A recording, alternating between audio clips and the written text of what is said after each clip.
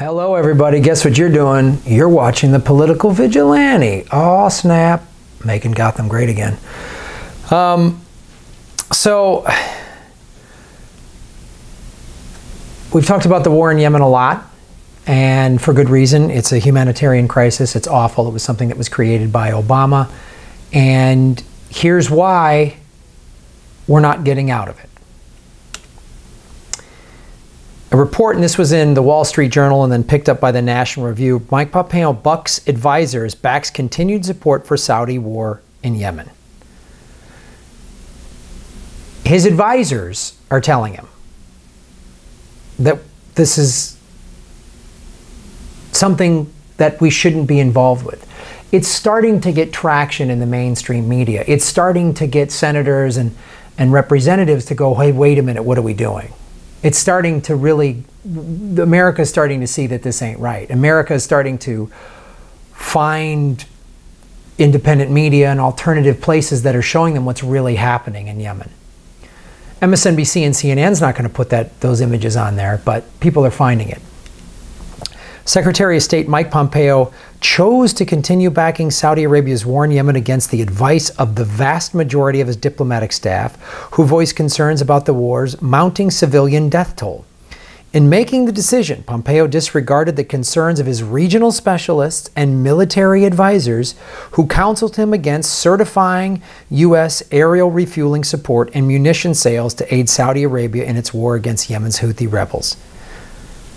That's the main thing we're doing here. So we give refueling support. So we, American refueling planes, refuel the Saudis in midair, and we sell munitions. We just reported earlier in the month that bus that was killed, that bus in Yemen that killed 40 people, mainly kids, it was an American rocket that did it.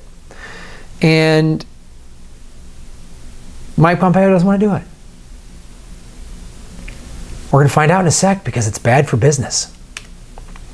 The United Nations estimates civilian casualties in the years-long conflict have exceeded 16,700, making it the world's worst humanitarian crisis. Most of Pompeo's military and regional specialist advisors objected to the move due to a lack of progress on mitigating civilian casualties. Oh, I love corporate mitigating. We need to mitigate civilian casualties. So civilians, these are human beings to everybody over at the State Department and the defense contractor. These are people. And mitigate means less. We're still okay with some civilian casualties, I guess. We just want to mitigate. Mitigate. What a nice mitigate. I want to mitigate my carb intake to reduce my calories and get my weight under control. That's what you should use mitigate, not in murdering people and ruining lives. Just that's where I stand. I hate to get all semantic on you.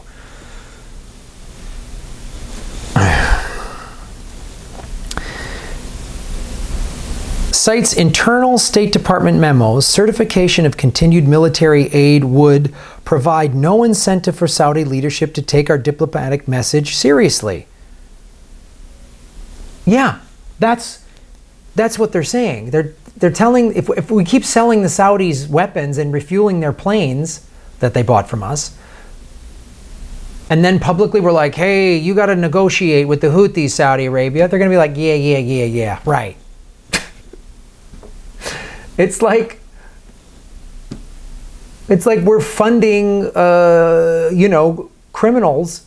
We're funding drug dealers and then telling them, hey, you know, you need to start thinking about the bad things of drugs.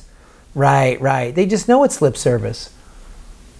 And damages the department's credibility with Congress. Oh, what? You mean the Congress that just rubber stamps any other war that you want, Republican and Democrats alike? Is that the credibility? The State Department's Bureau of Legislative Affairs emerged as the only group consulted that supported continuing military aid to the Saudis, arguing that such aid was imperative to protecting U.S. arms sales. Yeah, we're both reading that right. Protecting imperative imperative to protecting U.S. arms sales. Lack of certification will negatively impact pending arms transfers. Well, this is the State Department's Bureau of Legislative Affairs. This is just the sales team. That's the sales team over there at the State Department that's selling all the rockets and stuff. Now, these sales guys, they got to make their quotas. I mean, they're working on commission. So, I mean, if we stop murdering civilians for a bullshit war, how are these guys going to feed their families? Do you know what I mean? Failure to certify may also negatively impact future foreign military sales and direct commercial sales to the region.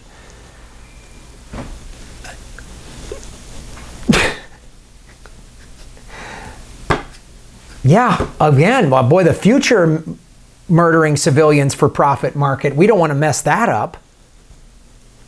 This is how these guys think.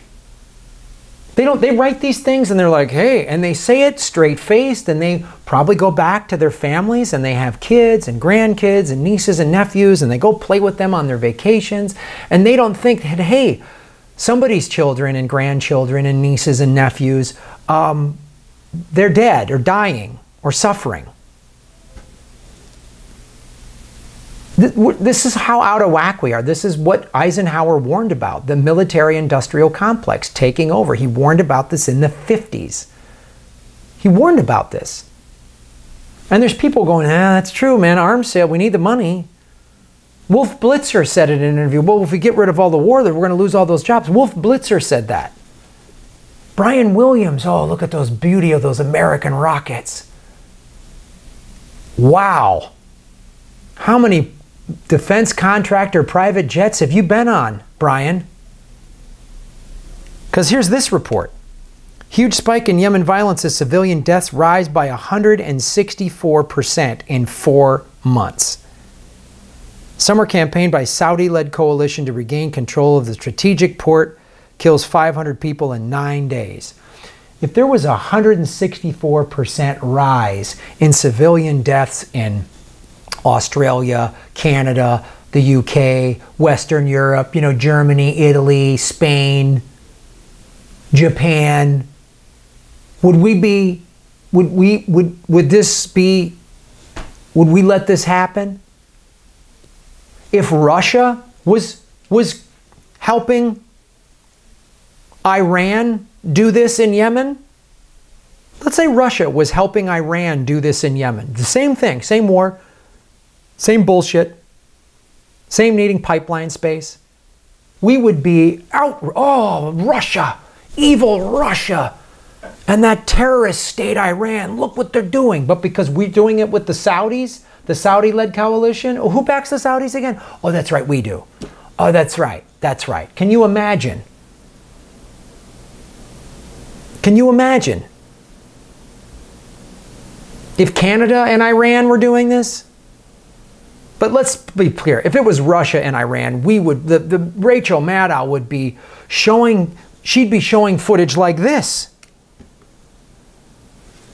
That's a Yemeni kid with a 9-centimeter circumference of their arm. I could count the ribs on her chest. This is from an aid worker, a quote from an aid worker. How come this isn't on MSNBC? How come Rachel Maddow isn't showing this and this? Every day, every day. Rachel Maddow should be talking about this every day. Why is she not talking about this every day? Explain to me. Hey, Rachel, why aren't you talking to me? Why aren't you talking about this every day? I don't want to see you. I don't want to see you talk about Russia one more time until you start talking about this. Every time you talk about Russia, you have to talk about this. Let's make that deal. Every time you want to talk about Russia, you got to talk about this. That's fair. Got to talk about this every time. Every time you talk about Russia, you got to talk about this and the DNC fraud lawsuit. You talk about those 3 things every episode, you know what? I'll start watching. Oh, but wait a minute. Who buys ad time on MSNBC? It's these jagoffs. It's these, the future foreign military sales. It's the defense contractors. That's right. Boeing buys ad time on MSNBC. Oh, that's right. That's why she doesn't talk about this or that. Because she can't. Because they paid for her. That's why I canceled my cable years ago. Great, I get mad, my syntax goes out the window. This is why you got to support independent media. They're not talking about this. Is Fox News covering this? Is Brian Williams talking about this? Is he proud that this is happening? The rocket that killed the school bus with 40 kids? Is he quoting poets and shit with this stat? Oh, he's not. He's not. Brian Williams isn't talking about this? Wolf Blitzer? Is he talking about this? No, Wolf Blitzer is saying the same thing these clowns are saying. Lack of impact negatives, arms future foreign military sales. I mean, if we don't spend more than the next 7 countries combined, how are all these asshole millionaires going to pad their wallets? I mean, what are they going to do? What are they going to do when they fly in a private jet? Are they going to care about this or that? No, they're not. Thank you all for watching the show.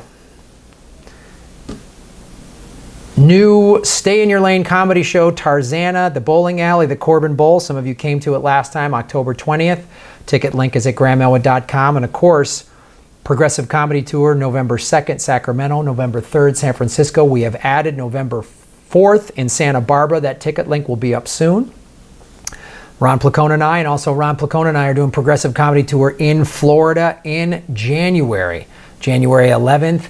In Orlando, January 9th in Gainesville. That's been confirmed, but there's no ticket link. The ticket link for Orlando is up, and we're going to start filling in those empty dates as we get closer. So Florida, we're coming for you. Thanks for watching.